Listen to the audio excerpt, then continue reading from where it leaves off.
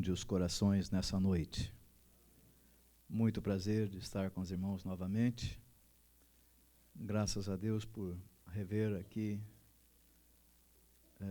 velhos conhecidos, amigos de outrora. Que bom que eu posso coadjuvar mais uma vez nessa escola bíblica com amados irmãos que são grandes expoentes da palavra do Senhor.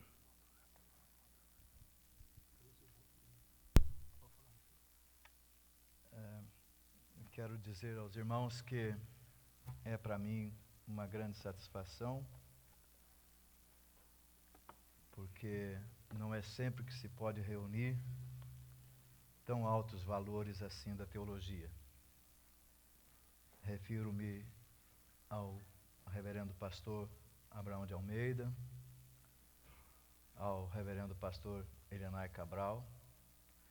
Estávamos lembrando que somos conhecidos há mais de 30 anos.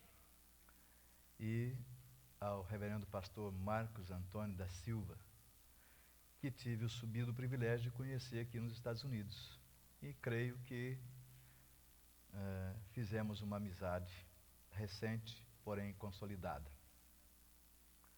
A todos os irmãos, um grande e fraterno abraço. Espero poder contribuir com a sua cultura, com o seu crescimento espiritual, com a sua fé, nesta matéria que vamos apresentar. Óbvio que temos que nos lembrar que vamos estudar a pessoa divina. É o humano tentando escrutinar o divino. É o passageiro tentando escrutinar o eterno. E isso não é muito fácil, mas graças a Deus que o nosso Deus é um Deus que se revela. É um Deus que quer ser conhecido nosso.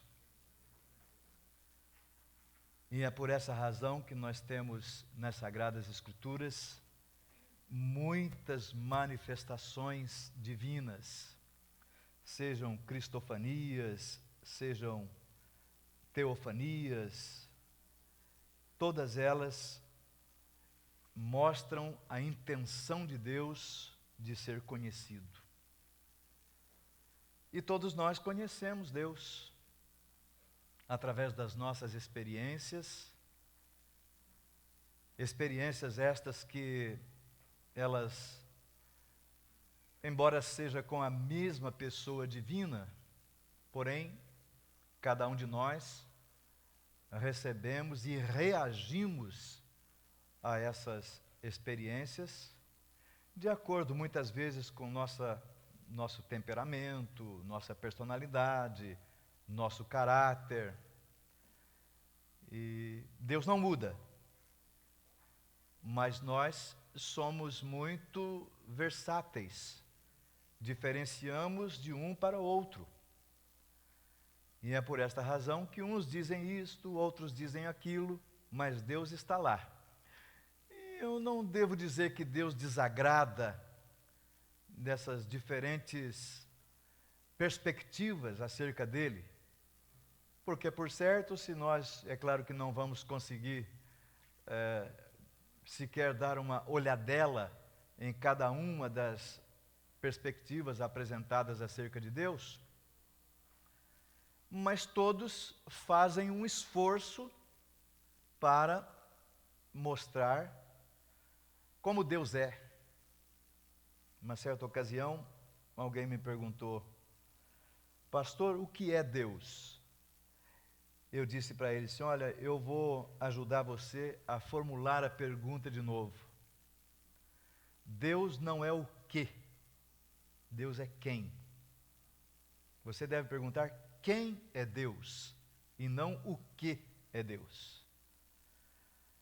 E, então, todos nós queremos dar a nossa contribuição, mostrar, à luz das Sagradas Escrituras, como é que Deus se revela. Nós temos excelentes e, como eu gosto de dizer, dramáticas revelações de Deus, tudo no esforço de se fazer conhecido. E é daí, desse ponto de partida, que surgiu o estudo que nós chamamos de teologia. Esta palavra, ela não se encontra nas Sagradas Escrituras, bem como outras palavras usualmente usadas no meio cristão, como, por exemplo, a palavra trindade, a palavra milênio, a palavra sacramento, que são palavras que nós entendemos, mas que não são termos propriamente dito bíblicos. Nós não lemos esses termos lá nas Sagradas Escrituras.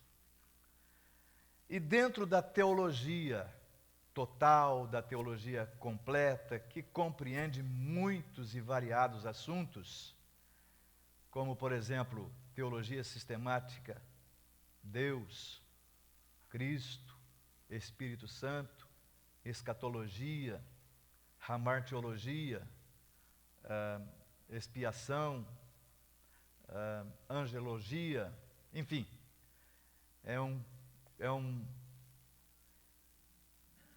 currículo que nós, seres humanos, preparamos. Obviamente não eu, mas através dos séculos, e junto com as experiências espirituais de cada um, se procurou formar escolas. Dessas escolas que já foi mencionada aqui, duas pelo menos, a arminiana e a calvinista, que são as que mais se destacam, embora hajam outras também, não cabe ao que o caso a gente relembrar o que já foi passado.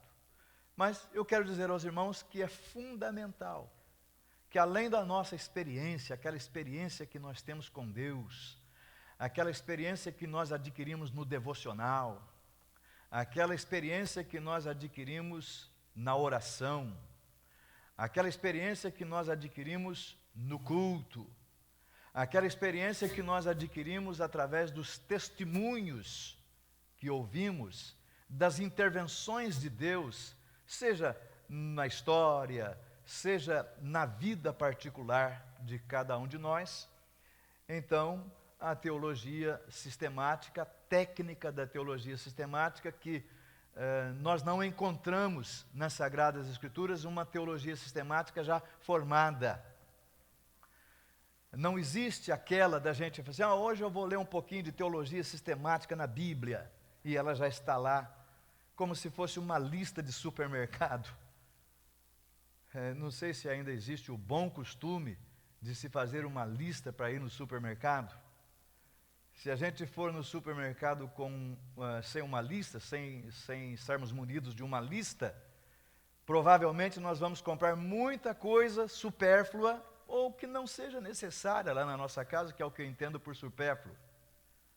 Mas se tivermos uma lista, vamos ater-nos exatamente aquilo que nós precisamos. Então, é fundamental para nós que somos obreiros do Senhor, sabermos a teologia sistemática, sua técnica. Existem muitas coisas que se diz acerca da teologia. Uma, que ela é a rainha das ciências. Como tal, ela tem evoluído muito nos últimos anos.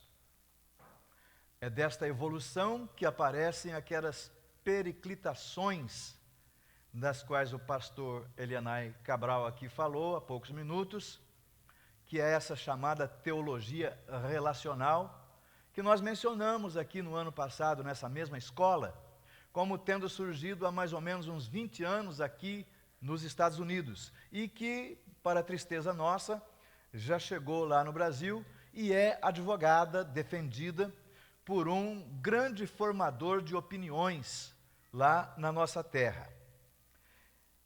E uma teologia sistemática bíblica, aquela uma que nós, embora não dogmática, mas que nós respeitamos, acatamos, seguimos, pregamos, ela é não somente sistemática, no sentido de que está formada dentro de um sistema, mas é também bíblica. E é por isso que nós, na teologia exegética, nos aproveitamos daquilo que está na história e fazemos a nossa exegese, a nossa defesa, a nossa apologética, a nossa apologia naquilo que a Bíblia nos ensina ser Deus. E para que se torne fácil a compreensão da teologia, é que nós temos a teologia sistemática. E praticamos a teologia sistemática, que usa as verdades organizadas, debaixo de um sistema. Eu gostaria de, nesse momento, então, que os irmãos abrissem suas Bíblias comigo na Epístola aos Hebreus, no capítulo 11 e no versículo 6, para nós começarmos a falar alguma coisa dentro dessa matéria. Eu não quero fazer uma longa introdução, porque temos um compromisso e quero ver se chego ao final da minha apostila com os irmãos.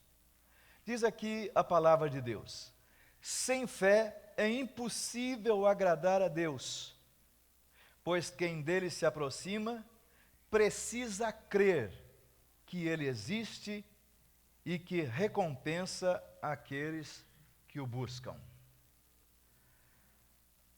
Os irmãos sabem perfeitamente que existem pessoas que falam o nome de Deus, usam Deus para todas as coisas, todos os momentos na sua vida, mas que na verdade ele não tem uma experiência com Deus e também não tem nenhum conhecimento de teologia bíblica, mas ele usa o nome de Deus. Aí ele diz assim: se Deus quiser, vai com Deus, dorme com Deus.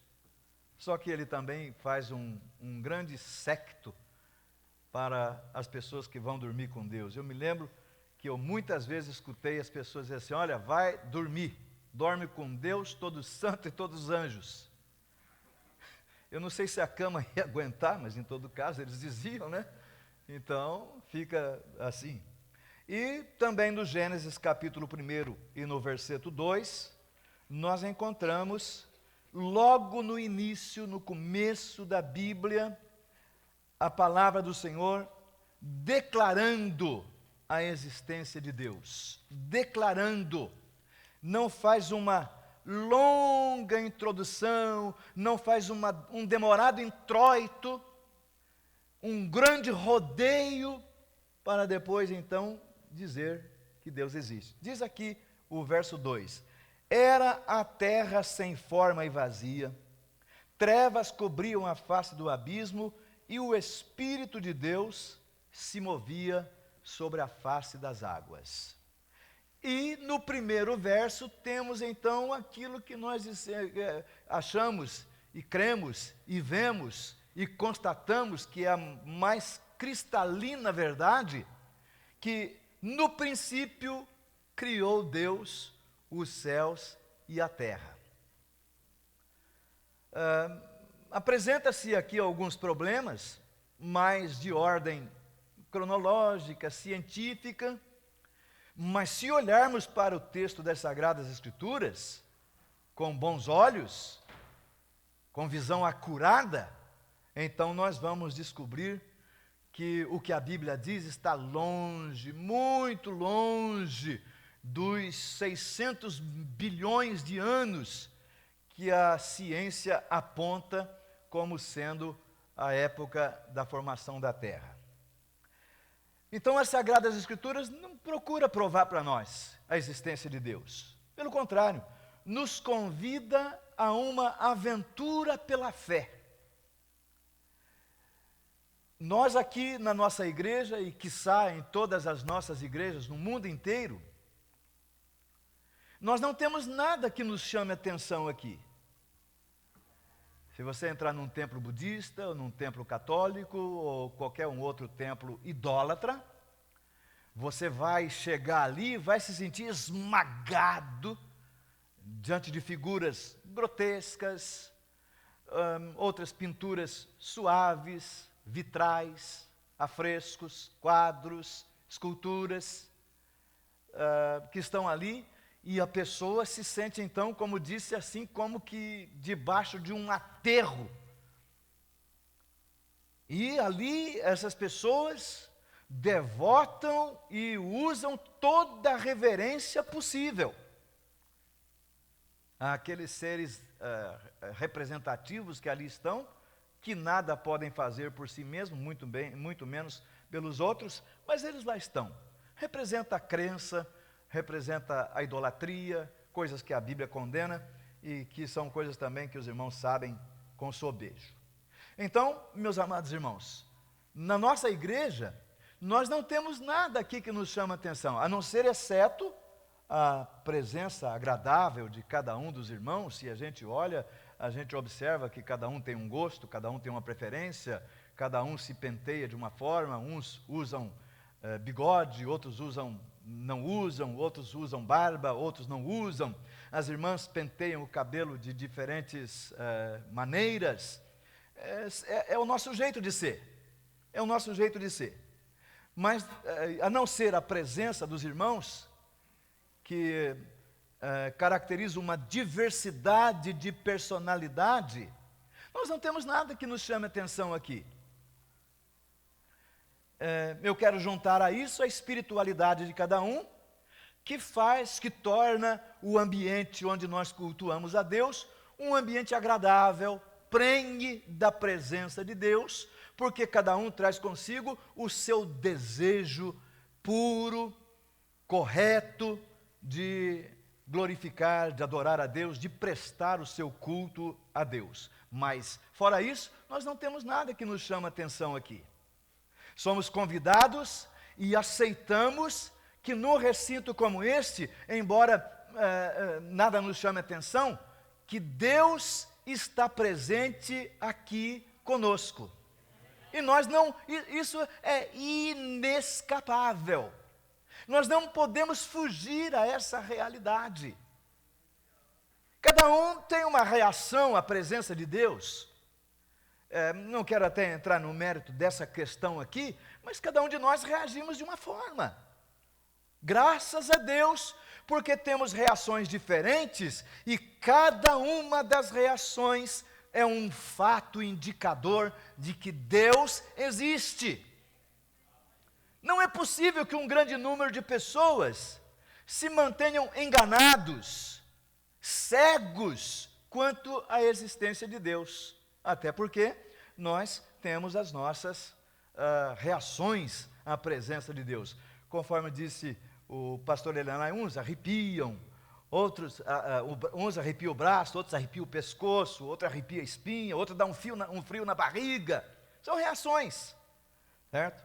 Mas é um fato inescapável de que o nosso Deus se revela e não abandona a sua criação, mas está aqui conosco cada dia, cada momento, ajudando cada um de nós pregadores, cada um de nós ensinadores aqui, nos inspirando, enchendo o nosso coração da sua bênção, da sua graça e colocando inteligência na mente já brilhante de cada um, para que possa expressar com palavras compreensivas, claras, aquilo que Deus, então, na sua palavra, nos revela. Teologia, não, como disse, não é um termo bíblico, propriamente dito, mas é a composição de dois termos encontrados nas Sagradas Escrituras, embora não seja um termo bíblico propriamente dito, tem o caráter bíblico, e nós podemos constatar isso nas palavras de Paulo em Romanos, capítulo 3 e o verso 2, onde o apóstolo do Senhor diz assim, os irmãos querendo abrir a Bíblia, a referência está na apostila, mas eu gosto muito, se não for incomodar os irmãos, eu gosto muito de quando uma referência é apresentada, que ela seja consultada, porque as diferentes versões usadas, eu estou com uma Bíblia aqui, eu devia até contar a história para os irmãos iam rachar de rir, mas deixa para lá, outra hora eu conto. Hoje não é um dia muito bom para fazer ninguém rir, não, eu não quero perder o fio da meada.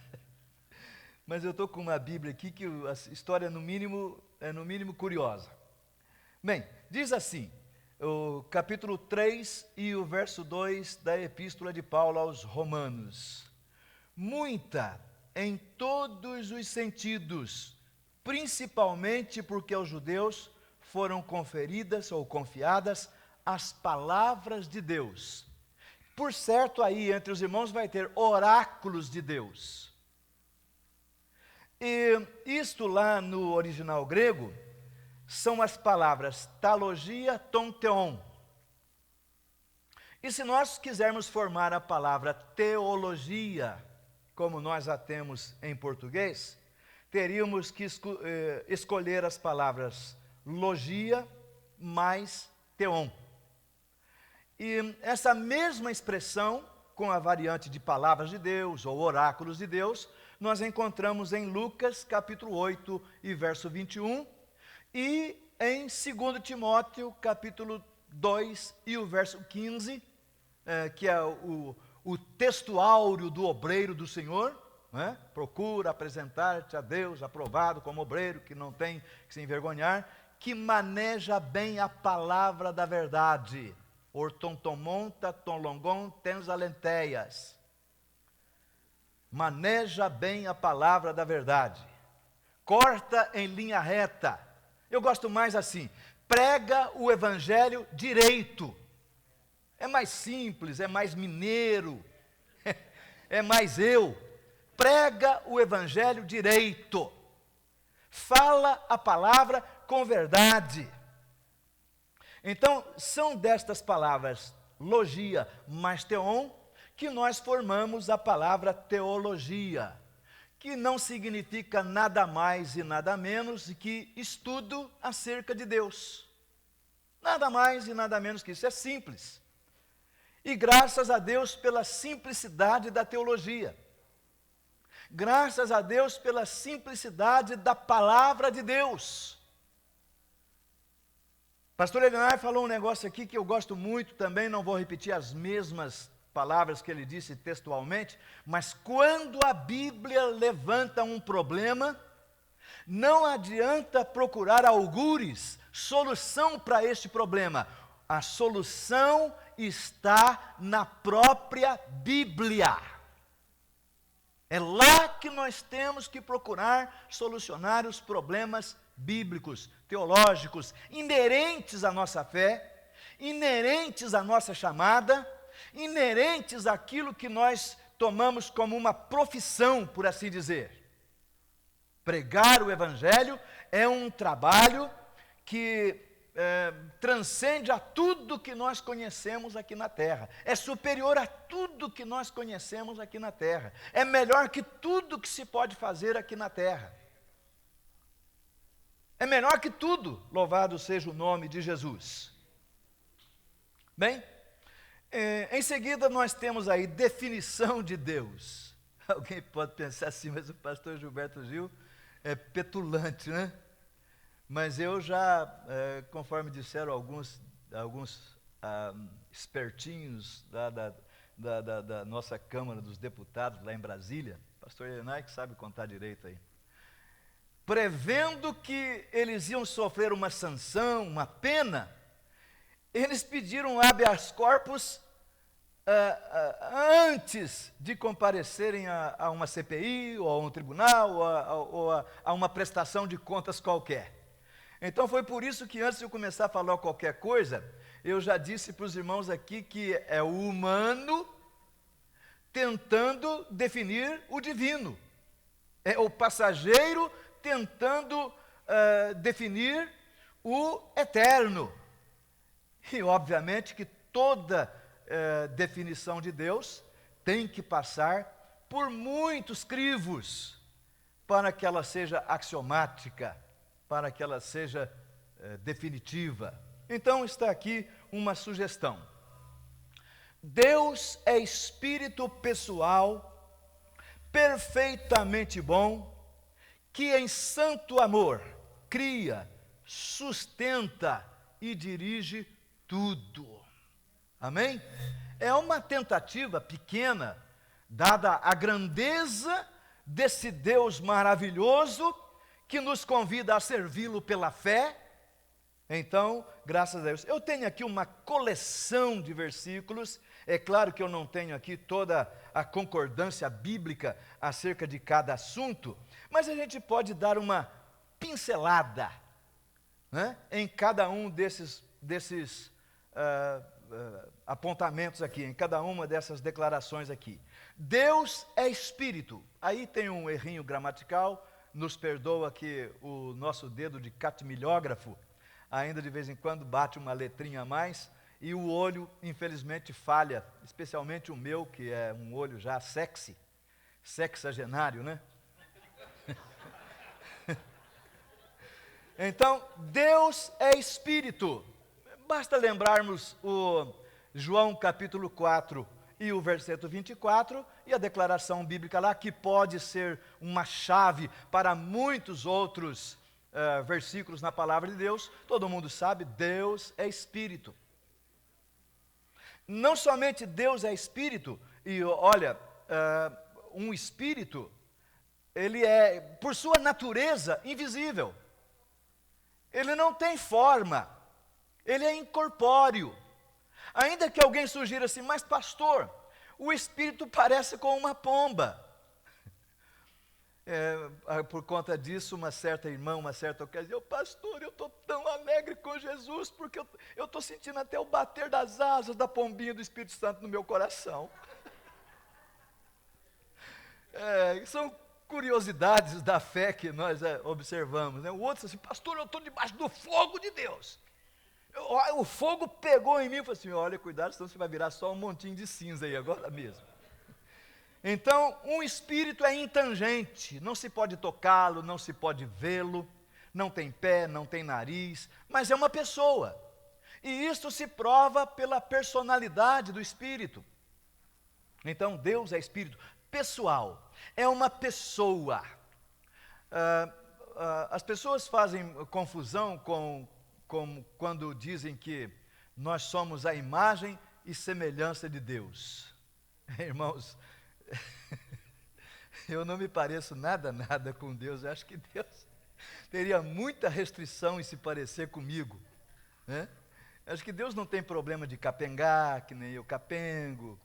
Deus não tem problema de um olho enxergando, o outro sem poder ver. Deus não tem esses problemas. Mas espiritualmente, nós somos conforme Deus nos colocou. Eu quero dizer para os irmãos que nós nos parecemos com Deus por causa da nossa moralidade. Sabe de uma coisa? Deus não seria Deus se não pudesse fazer seres como Ele, seres morais, seres livres, com direito de escolha, podendo escolher entre o bem e o mal. Esse é o nosso Deus, uma pessoa a quem nós dirigimos a Ele como Pai, como amigo, uma pessoa que nós nos dirigimos a Ele como uma pessoa cheia de compaixão, que se condói das nossas fraquezas, necessidades, sufocos. Esse é o nosso Deus, esse é o Deus que se revela na Bíblia, esse é o Deus que quer ser conhecido, e espero que você o conheça muito bem. Aleluia. Então, meus amados irmãos, Ele é perfeitamente bom. Nosso Deus é um espírito pessoal perfeitamente bom. Eu conheço muita gente boa nesse mundo. Eu fui alvo de muita bondade, especialmente na minha mocidade. Aos 16 anos eu fui acometido de uma enfermidade que, apesar das orações minhas próprias, da minha família e de muitos consagrados servos de Deus, eu ainda a carrego como um fardo. Mas muitas vezes Deus falou não somente a mim, ao meu coração, pelo meu espírito, mas também falou por servos de Deus altamente consagrados a Deus, homens usados no ministério de cura, que isto era para me aprender. Que isto era a marca dele na minha vida. Sendo assim, embora eu nunca deixe de orar acerca disso, mas estou aqui à espera de que, num momento de Deus, que Ele me ponha normal. Se bem que hoje em dia, eles trocam peça da gente como se troca peça de carro, né?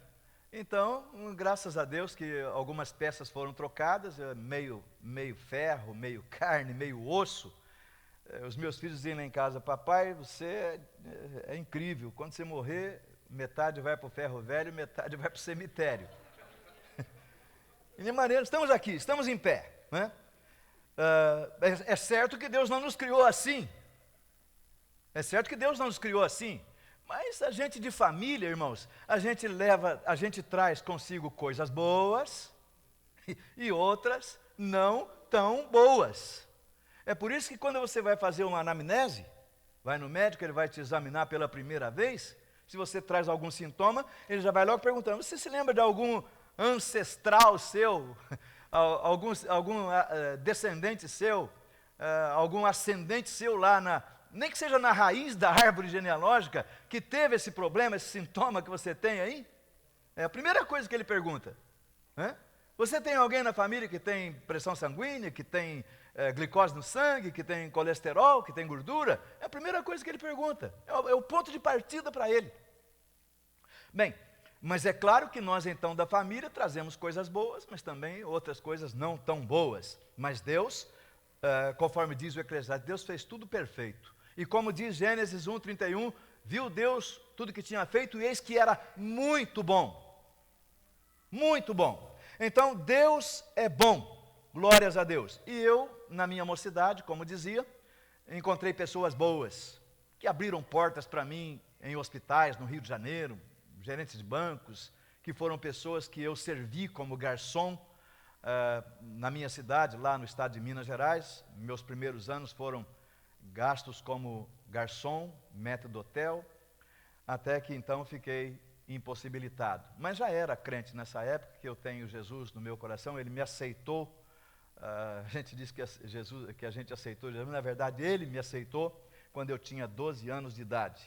Esse ano, em novembro, se Deus não vier, se Jesus não vier, são 51 anos de estrada, graças a Deus. Eu não tive o privilégio de nascer em um berço evangélico, como muitos dos senhores, mas conhecia Jesus ainda um adolescente. E eu encontrei pessoas boas, muitas pessoas. Tenho encontrado pessoas boas durante toda a minha vida. Mas as pessoas que são boas para nós, podem não ser tão boas para outras pessoas. Mas Deus não é assim, Ele é bom para todo mundo, amém? Então diga comigo: Deus é bom. Crê nisso? Diga de novo: Deus é bom. Crê mesmo? Verdade? Oh, really? Então diga de novo: Deus é bom. Graças a Deus. Experimenta a bondade de Deus aí essa noite, vai? Graças a Deus. Que em santo amor, não há nada mais gostoso no mundo para um ser humano do que saber que ele é amado. Não há nada mais gostoso para uma pessoa do que saber-se amado. Quando o anjo Gabriel disse para Daniel assim: Daniel, homem muito amado. Irmãos, eu me derreti naquela ocasião quando li isso, viu? Toda vez que eu leio isso, eu me lembro que só um Deus cuja grande característica é o amor. Deus é amor. E é por isso que Ele, em santo amor, cria, sustenta e dirige tudo. E nós não podemos nos esquecer de que o que somos, o que temos, o que pretendemos ter, o que fomos no passado, dependemos de Deus. Dependemos de Deus. Quando Ele quer, respiramos. Quando Ele não quer, não respiramos mais. Então isso nós devemos ao nosso Deus, graças a Deus, Ele nos ama. Apocalipse capítulo 1, verso 5 diz assim: aquele que nos ama e em seu sangue nos lavou dos nossos pecados. para mim, a maior demonstração de amor, quando alguém ama outrem de verdade, como 1 Coríntios capítulo 13, o verdadeiro amor não exige nada em troca, irmãos. O verdadeiro amor não pede demonstrações recíprocas. Não, Deus nos ama incondicionalmente, e a maior demonstração disso Ele deu quando permitiu que o seu Filho Jesus Cristo fosse dependurado na cruz do Calvário por mim. Eu só posso responder por mim. Eu não posso responder por nenhum dos irmãos aqui, mas por mim eu respondo. Ele morreu por mim. Oh, aleluia! Obrigado, Senhor. Obrigado por me amar tanto assim. Em santo amor cria, sustenta e dirige tudo. Os irmãos, se quiserem, podem consultar aí. A Bíblia eu não vou tomar tempo dos irmãos aqui para ler, mas está na apostila registrado. É bom que os irmãos então façam isso, né? Ele não somente nos criou, mas nos sustenta a cada dia. Ele nos sustenta pelo seu poder, providenciando o oxigênio. Como viver sem oxigênio? Providenciando as colheitas. Como vamos viver sem o pão de cada dia? Como vamos viver sem a companhia de outras pessoas? Então ele não somente cria, em todos os sentidos da palavra, nós devemos a nossa existência a Deus. Eu vou falar isso no próximo ponto, que não vai ser hoje, porque o pastor já chegou ali, é sinal de que eu só tenho mais 2 ou 3 minutos, mas Ele nos sustenta a cada dia e dirige tudo. Irmãos, não é gostoso, não é maravilhoso, não é espetacular nós sabermos que Deus está no timão? Timão aqui que eu falo não é o Flamengo, nem o Corinthians, tá? É porque, então Deus está no Corinthians agora. Não, o timão que eu falo aqui, irmãos, Ele está no controle de tudo. Cada uma das nossas vidas e dos bilhões de seres humanos que estão na face da terra agora, que estarão no futuro e que estiveram no passado, todos eles tiveram a sua vida expressamente sustentada por Deus. Jesus disse que o nosso Deus manda o seu sol sobre bons, sobre maus, sobre justos, sobre os injustos, faz chover também sobre todas as pessoas, indistintamente, o que prova que Ele é sustentador, pelo poder das suas mãos, de todas as coisas que Ele criou. Aleluia! Para que não nos sintamos frustrados com a pobreza desta definição, lembremos-nos então que é o humano tentando definir o divino, o passageiro tentando definir o eterno. Que Deus abençoe os irmãos por enquanto. Próxima aula continuaremos. Hoje a nossa aula é reduzida, segundo o nosso pastor, mas graças a Deus pela presença de cada um. Eu reforço aqui o meu abraço a cada um, a minha alegria de poder encontrá-los outra vez. Para mim isso é uma grande vitória. É sinal de que Deus está me sustentando mesmo. Curva a sua cabeça um pouquinho, eu mesmo vou orar com os irmãos. E nessa oração, eu quero pedir que o Espírito de Deus ilumine os olhos do nosso entendimento, para que nós possamos alcançar profundidade, altura, largura do amor de Deus que está derramado em nossos corações e que nos encha de conhecimento e nos dê sabedoria para praticar o conhecimento que Ele nos dá. Glórias a Deus. Nosso Pai Celestial, Papaizinho querido, os teus filhos te louvam, te adoram, rendem-te ação de graças, porque sentimos que devemos tudo que somos a ti. Ó Deus, obrigado pelo seu cuidado para conosco. Continue abençoando os amados irmãos que ainda estarão usando a tua palavra nesta noite, dando-lhes a unção do seu Santo Espírito, em nome de Jesus. Amém. Lugar santo dos santos entrar, e de joelhos quero adorar. Vou voar no infinito e no rio mergulhar, na cidade do meu Deus vou morar.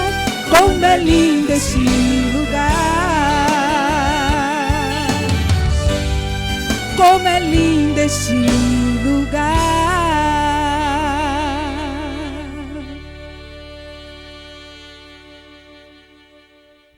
Senhor, irmãos, que bom que nos encontramos outra vez, não é? Graças a Deus. Os irmãos podem assentar-se. Obrigado. Então, meus amados irmãos, vamos ver o que podemos avançar hoje na disciplina de Teologia Sistemática, essa matéria que é muito importante fazer parte do cabedal do obreiro do Senhor. Ontem nós falamos um pouquinho sobre a introdução, o que é uma teologia sistemática, definimos, tentamos com muita simplicidade, mas com toda a honestidade possível, definir esse ser incomensurável que é o nosso Deus. E hoje nós começaremos a entrar naquilo que se considera a teologia propriamente dito. E a primeira coisa a se discutir é a existência de Deus. Nós já ficamos sabendo, ontem por duas referências bem claras e diretas, que a Bíblia não procura provar a existência de Deus. Ela apenas declara o fato e nos convida a aceitar pela fé. A fé é esse elemento impulsionador que nos leva a acreditar, mesmo que nós não vejamos. E nós sabemos perfeitamente que sem fé é impossível agradar a Deus. A existência de Deus se prova pela nossa própria existência. Isso é colocado de tal maneira que, se nós duvidarmos da existência de Deus, estamos duvidando da nossa própria existência. Porque devemos a nossa existência a Deus. Deus não depende de nós para existir. Ele não depende a não ser de si mesmo para existir. Ele é a causa não causada. É Ele que deu origem a tudo aquilo que está abaixo dele. Nada que existe no mundo veio à existência sem a direta intervenção de Deus. Então, nós vemos por vários versículos da Bíblia Sagrada que a nossa existência nós a devemos a Deus. E isto se prova de muitas maneiras. Eu coloquei apenas duas referências bíblicas, porque são muito variadas os diferentes escritores, e também é muito variada a forma que cada um deles se refere à existência de Deus. Mas eu lembro aqui o Salmo 19, também Romanos capítulo 1, versos 19 a 21, o Salmo 19 que todo mundo conhece: os céus manifestam a glória de Deus e o firmamento anuncia as obras das suas mãos. Mas na epístola de Paulo aos Romanos, no capítulo 1, nós encontramos então uma declaração de Paulo muito importante para o nosso pensamento aqui, aonde o apóstolo do Senhor diz assim, Romanos capítulo 1, versos 19 a 21, que diz assim: porquanto o que de Deus se pode conhecer, nele se manifesta, porque Deus lhe manifestou. Porque as suas coisas invisíveis, desde a criação do mundo, tanto o seu eterno poder como a sua divindade, se entendem e claramente se veem pelas coisas que estão criadas, para que eles fiquem inexcusáveis. Porquanto, tendo conhecido a Deus, não o glorificaram como Deus, nem lhe deram graças. Antes, em seus discursos se desvaneceram, e o seu coração insensato se obscureceu. A minha versão é um pouquinho diferente das versões que os meus antecessores e sucessores aqui na tribuna estão usando, estão na maioria deles usando a Nova Versão Internacional, e a nós aquela tradicional edição corrigida. Mas, irmãos, é interessante observar que hoje nós apoiamos o nosso pé, vamos dizer, o nosso pé teológico, em cima de um conhecimento que vem se acumulando através dos séculos. De maneira que nós não podemos dizer que este conceito é meu, este conceito é novo, este conceito surgiu recente. Não, porque o acúmulo de conhecimento através dos séculos é que nos traz agora uma plataforma para nós podermos então colocar os nossos pés. Um minuto, por favor. Irmão Jonas, na sala aí do coffee break, eu deixei 2 livros. Se o irmão puder fazer a gentileza de me apanhar, eu te agradeço. E então nós nos apoiamos sobre o conhecimento acumulado através dos séculos. E olha que nós vivemos numa era de muita tecnologia, um tempo em que o conhecimento em todas as áreas é super desenvolvido, e alcançou um patamar que simplesmente é impressionante. E, meus amados irmãos, não é preciso que a gente saia muito longe, muito obrigado, não é preciso que a gente saia muito longe para a gente descobrir como as pessoas conhecem as coisas. A ciência está a um ponto tão elevado e chegou a um nível tão alto que de semana a semana, estamos hoje terminando uma semana, e na semana que vem já não é mais a mesma coisa. Os computadores, os de ontem já estão hoje ultrapassados. Então, grande é o know-how moderno. E, para alegria nossa, a ciência da teologia não ficou para trás. Graças a Deus, cada dia, cabeças mais frescas, mentes mais lúcidas e esclarecidas despontam como expoentes, pensadores e expoentes da teologia.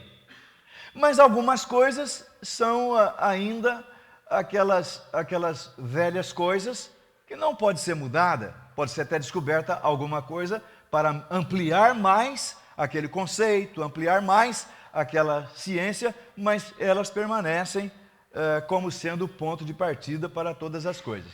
Veja bem, o apóstolo Paulo fala aqui nesta referência, que na verdade era uma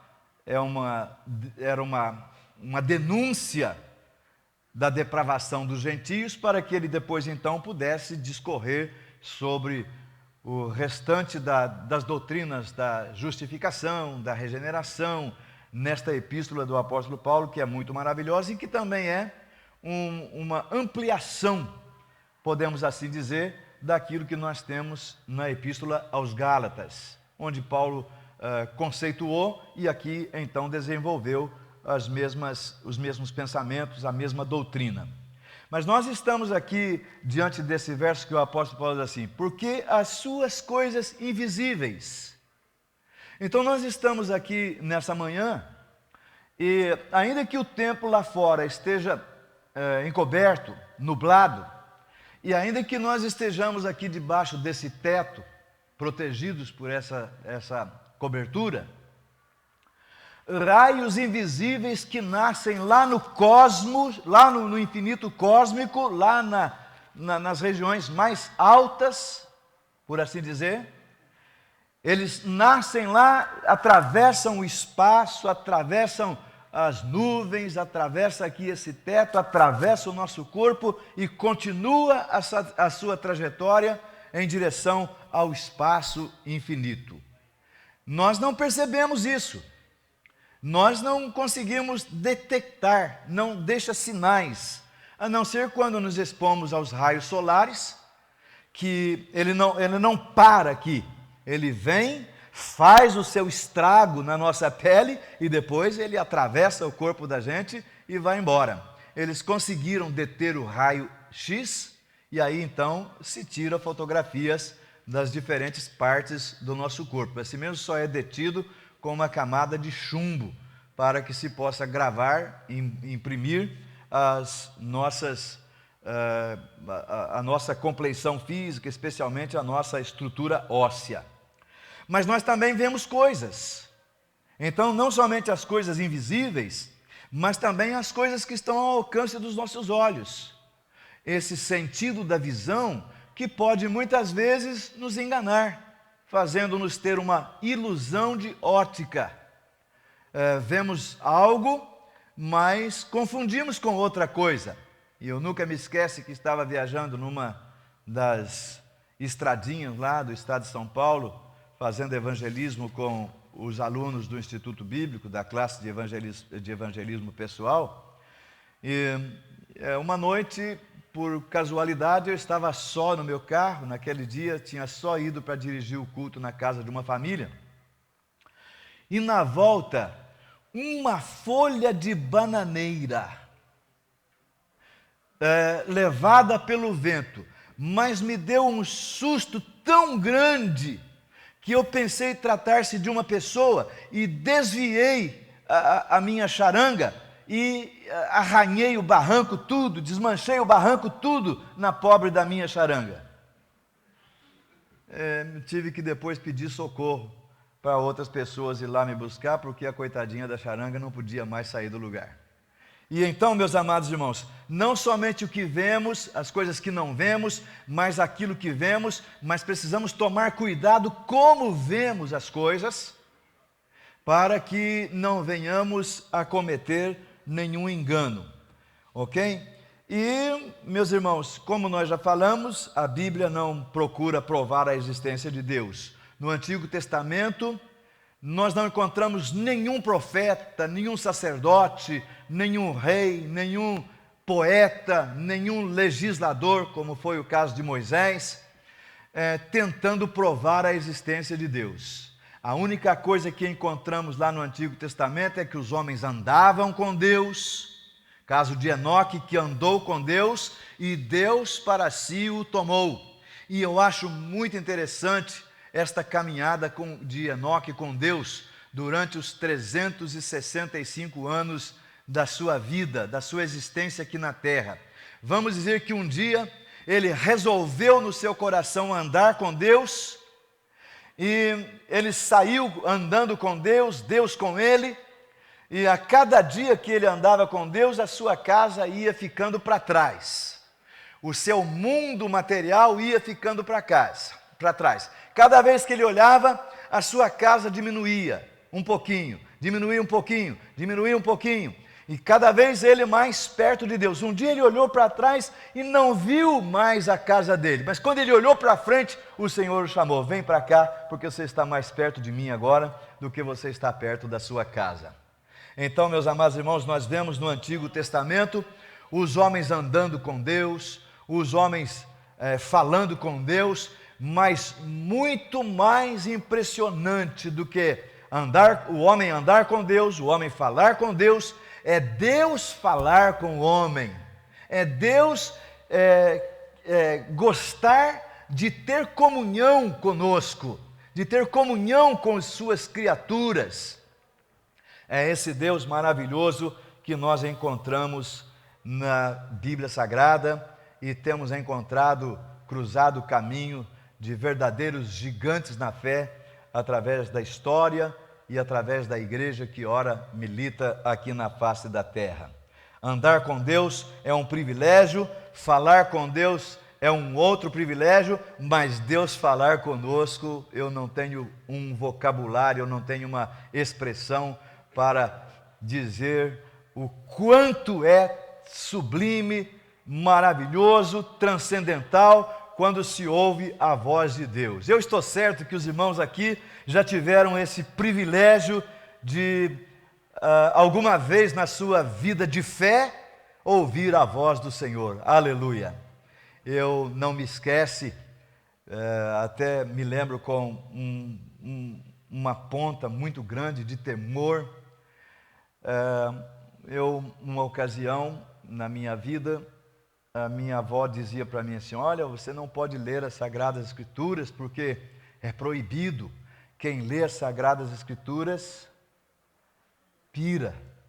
É claro que ela não usou esse vocábulo, porque na época dela não conhecia a palavra pirado, do verbo pirar. E ela não conhecia. Disse: olha, você não pode ler a Bíblia, porque quem lê a Bíblia fica louco. E eu, como os irmãos já sabem aqui, trabalhava de garçom, mas sempre entre uma refeição e outra nós tínhamos um intervalo, e era nesse intervalo que eu ia para minha casa e aproveitava então para fazer o meu devocional, o meu culto doméstico. E uma tarde, o meu quarto e a cozinha da minha mãe era separada apenas por uma cortina daquelas de chita, bem antiga mesmo. Nós sempre somos de origem humilde e sempre fomos pobres. E sentei lá na minha cama, com a minha Bíblia aberta. Até então não estava acreditando muito naquilo que a minha avó dizia. Mas aí, de repente, é como se eu tivesse escutado uma voz dizendo assim: sai. E como eu estava distraído na Bíblia, eu perguntei para minha mãe: o que a senhora falou aí? Porque era fácil escutar a voz da minha mãe, como ela também ouvia a minha, porque apenas uma cortina nos separava. E ela disse: não, eu não falei nada. Mas até então, nada tinha ocorrido aqui, graças a Deus. E eu continuei lendo, e daqui a pouco aquela mesma voz foi percebida pelo meu não sei o quê. Não sei se foi com o ouvido, se foi com o coração, se foi com a mente, se foi com o dedão do pé. Eu sei que eu ouvi outra vez aquela voz: sai. Eu disse: o que é, mãe? Não, eu não falei nada, meu filho. Aí caiu a ficha. Oh, meu Deus, a avó tem razão. Acho que eu estou endoidando. Irmãos, aí me atacou um mal-estar, mas uma vontade de não ficar louco, não. E eu me levantei da minha cama meio que robotizado, meio que automatizado. E eu me lembro da cidade de São Lourenço, na época ainda tinha aqueles trens da Rede Mineira de Viação, ruim, mas vai. E eu saí andando a ermo pela cidade, e os meus pés foram parar lá na estação de trem. Sentei numa pracinha lá, 3 horas da tarde, o sol rachando mamona. E eu chorava, mas eu chorava feito um bebê. Ah, meu Deus, que pena que eu fiquei louco, que pena, que pena, que pena. Fiquei ali uns 15 minutos chorando a minha loucura. Mas aí, quando uma mão pesada pousou no meu ombro. Era o meu pastor na época, pastor Luiz Fernandes Faria, que ainda hoje milita, já bem de idade, na igreja em Itajubá, Minas Gerais. Ele disse: Gilberto, que bom que eu te vejo aqui, foi Deus que te mandou. Aí, é? Que maravilha, então eu não estou louco não, só me faltou bailar na praça lá. O resto tudo eu dei glórias, dei aleluias e tudo quanto é expressão de louvor que a gente pode arrancar do fundo do coração, pastor Marcos Antônio, eu consegui naquela ocasião. Aí eu falei assim: olha, é o seguinte, a irmã Célia Noronha está na casa, faz 15 dias que não fala, outro tanto que não come, E eu não tenho aqui na minha mão nenhum dos oficiais da igreja, seja presbíteros ou diáconos ou qualquer um desses títulos, desses cargos que se tem normalmente na igreja. Mas que bom que você chegou aqui. Você vai para lá e fica lá na casa do irmão Sebastião Noronha, que eu vou chamar o médico e eu volto assim que eu puder. Ele tinha uma